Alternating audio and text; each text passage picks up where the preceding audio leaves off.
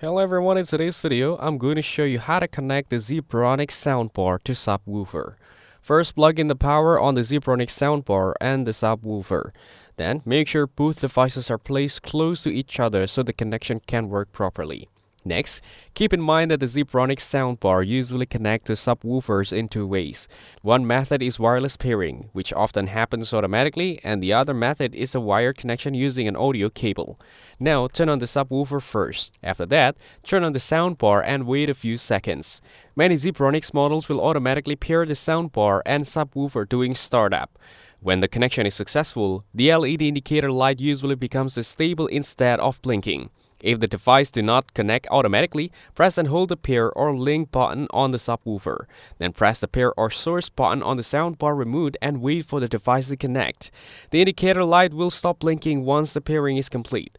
Finally, play some music or movie through the soundbar and listen carefully. Check if the deep bass sound is coming from the subwoofer to confirm the connection is working properly. That's it. Thanks for watching. Don't forget to like and subscribe for more videos.